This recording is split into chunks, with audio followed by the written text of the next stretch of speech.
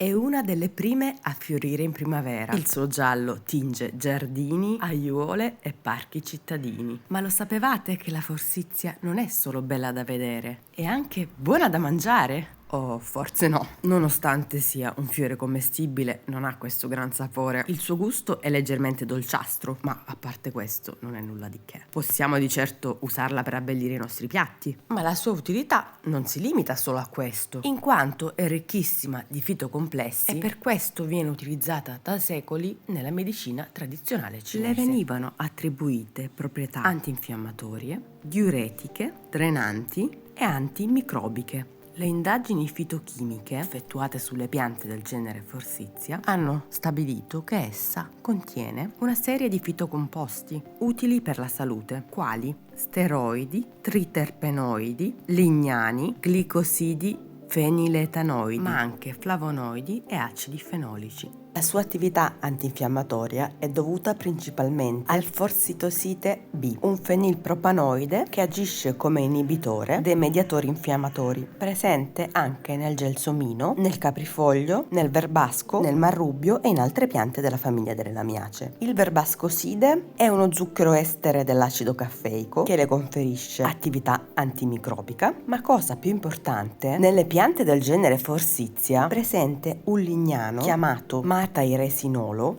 in grado di conferirle effetti antiallergici, quindi potrebbe essere un ottimo alleato contro le allergie stagionali. Con questa ricetta potrai preservare le proprietà incredibili della forsythia per ben 3 anni. Andiamo a preparare una tintura semplicissima, così come avrebbero fatto le nostre nonne, forse le nostre bisnonne nelle loro case. Pesta brevemente in un mortaio 25 g di fiori freschi di forsythia e poi li devi mettere in un vasetto perfettamente pulito.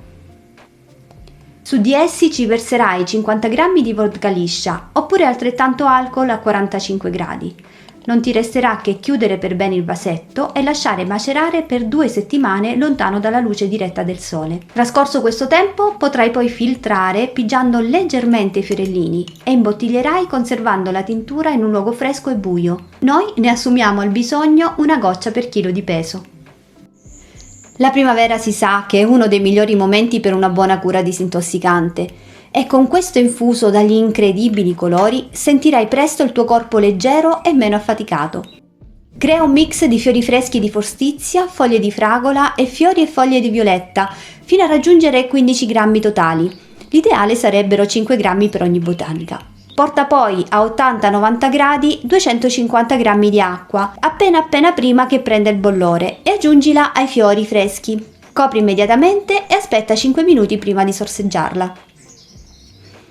Il suo color menta ti sorprenderà e sarai avvolta in un piacevolissimo sapore erbaceo e leggermente dolciastro. Quando però vorrai preparare questo infuso detox in un altro periodo che non sia la primavera, ricorda di utilizzare solo 5 grammi di questo funzionale mix, Essiccando al buio le botaniche che abbiamo utilizzato. Quanto berne? Almeno mezzo litro al giorno. Ecco una ricettina che piacerà praticamente a tutti, il mellito di forsythia. Con questo antichissimo preparato andremo ad estrarre le sostanze idrosolubili che caratterizzano questa botanica e grazie alla dolcezza del miele sarà molto più facile somministrarla all'occorrenza anche a chi ha un palato più esigente. Aggiungi a 15 grammi di fiori freschi di forsythia 130 grammi di ottimo miele. Aspetta 2 settimane e il preparato è pronto.